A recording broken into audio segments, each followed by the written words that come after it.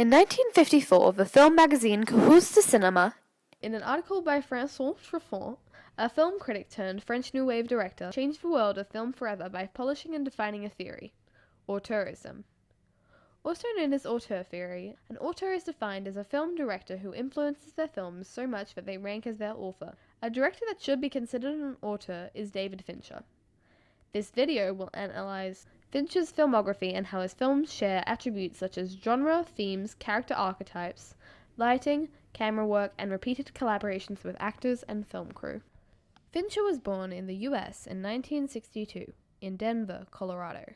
His father, Howard Jack Fincher, was an author, and his mother, Claire May, was a mental health nurse, specializing in addiction, a theme that has appeared in Fincher's work frequently. When he was 2, the family moved to California, where George Lucas was his neighbor, who would later influence his work. After graduating from Ashland High School in 1980, he got a job as a cameraman for Corti Films. Soon after, he was hired by George Lucas's company Industrial Light and Magic, where he worked on Star Wars Return of the Jedi and Indiana Jones and the Temple of Doom. In 1984, he moved on from ILM and started to direct commercials. These included the infamous smoking fetus ad, which brought him to the attention of Rick Springfield's label, which asked Fincher to direct Springfield's In Concert movie. Fincher went on to co-found Propaganda Films and began to direct music videos. He frequently collaborated with Madonna on her music videos.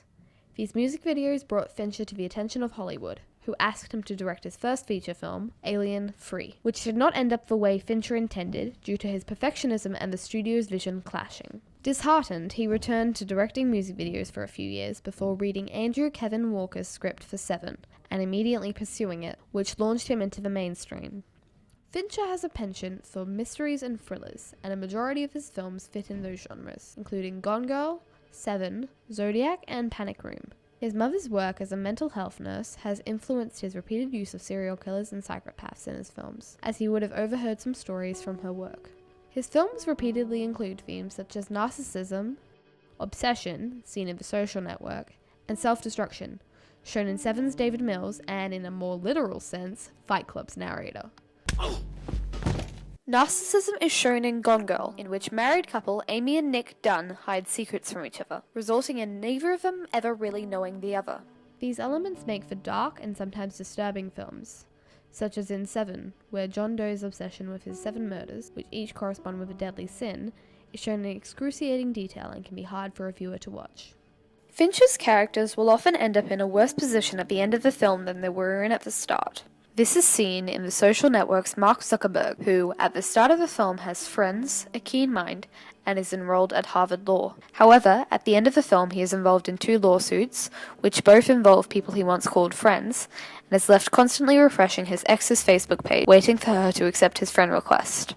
Another example of this is in Gone Girl, where Amy makes herself pregnant to force Nick to stay with her, in a relationship with a psychotic killer, leaving him in a worse position than when he could still divorce her. Another technique Fincher uses frequently in his films is the open ending, as seen in the still unknown identity of the killer in Zodiac, as well as in Fight Club, where the audience is left unsure of whether Tyler Durden will return. A viewer can easily distinguish a Fincher film from any other director's work by his use of muted, dark colors and tones. Fincher believes that you have a responsibility for the way you make an audience feel, and he wants them to feel uncomfortable. He accomplishes this by replicating how the characters are feeling through the lighting and the color palette. It's a stylized look that many have tried to replicate, with no avail.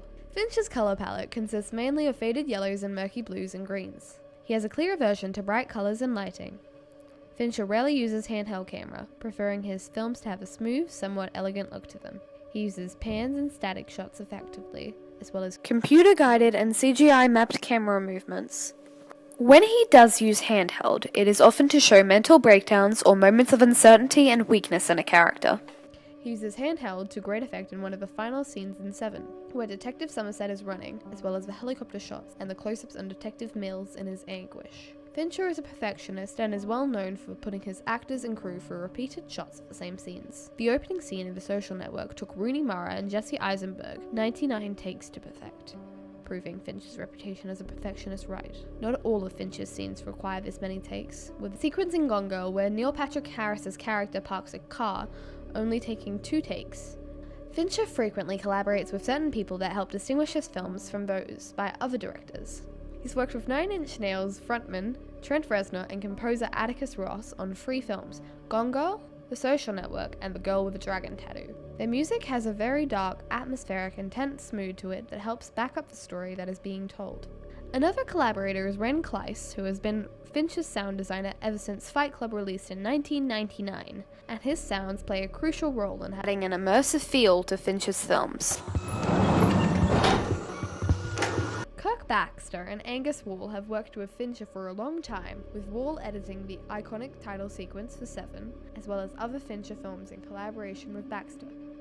Fincher has worked with Jeff Cronenweth as his director of photography for The Social Network, Gone Girl, The Girl with the Dragon Tattoo, and Fight Club. Potentially the most well-known Fincher collaborator, after starring in Seven, Brad Pitt starred in Fight Club and 2008's The Curious Case of Benjamin Button. As seen for his repeated use of the thriller and mystery genres, archetypes of a psychopath and serial killer, muted lighting, aversion to handheld camera, and frequent collaborators, David Fincher is clearly an auteur. Despite not believing in auteur theory and strongly arguing against it, Fincher fits the definition perfectly. His cinematic choices shape his films and allow them to be some of the darkest films in the industry, which leave you disturbed and unsure of the world around you. His films are distinctive, and his creative vision cannot be replicated.